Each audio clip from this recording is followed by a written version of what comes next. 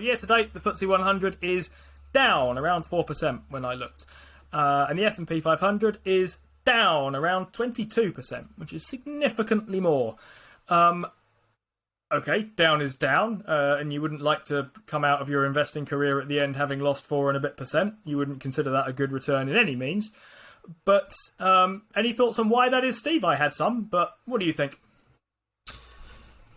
I guess that it's just because of the age of the companies inside it and the maturity and the lack of innovation, which is a Cathy Wood word, and I do apologise for using it, but the just a lack of innovation in the sector as a whole. What are your general thoughts on it, Steve?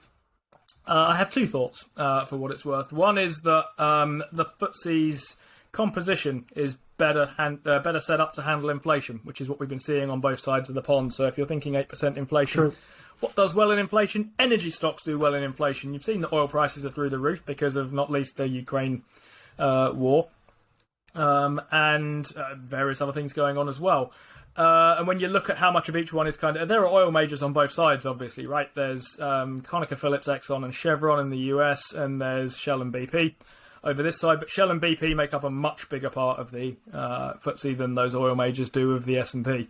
So the FTSE's 9 and a bit percent energy, the S&P's 2 and a bit percent energy, and mining is the other thing that does really well when we're looking at inflationary stuff. Prices of raw materials go up, mining stocks do better.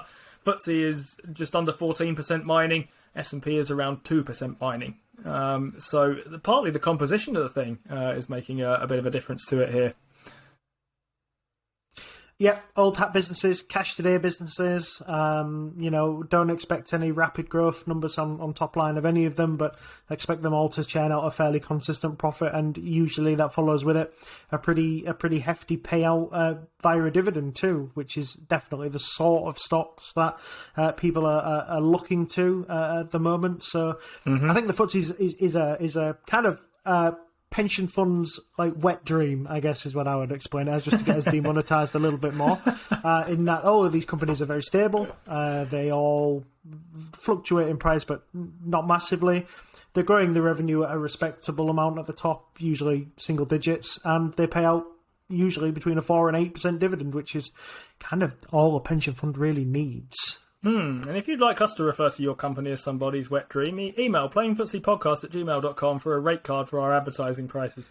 Anyway, yes, composition-wise, the other issue is that the S&P is very heavily exposed to tech, which tends to trade at a high multiple. Start of the year, the S&P was trading at a PE just below 23. FTSE was trading at a PE just below 15. Rising interest rates mean that valuations get squashed down a bit, bigger valuations get squashed down a bit more than smaller valuations. Here's one final guessing question for you, Steve.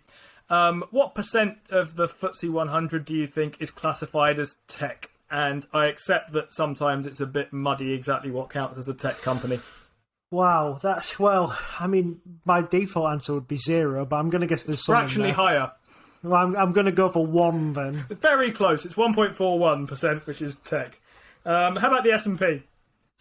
Gosh, I would go. God, that must be. This is not a higher or lower game. Yeah, well, higher. In my head, I'm thinking like you're going like 10, no, 20, could be more. I'm gonna go for about 25%. I don't know how high it is, to be honest. It's not a bad guess, and one thing to remember here is that stuff like Google, Meta, Tesla, Amazon, which are all, I guess we would think of them as techie sort of companies, right? But they're all classified as stuff like communications or cyclical stuff, or whatever. Yeah. It's actually 29% though. Oh, still high. Which is a hell of a lot, which is why that has such a high PE and why it's been struggling a little bit.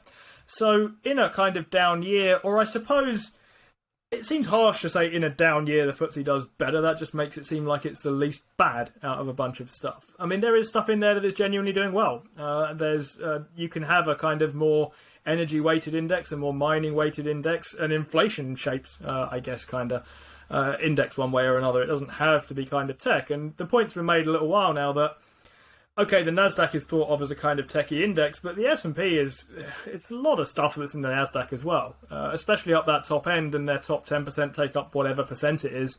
Most of those are Nasdaq listed things. Most of them are, well, let's say tech or tech adjacent, one way or another, kinds of companies.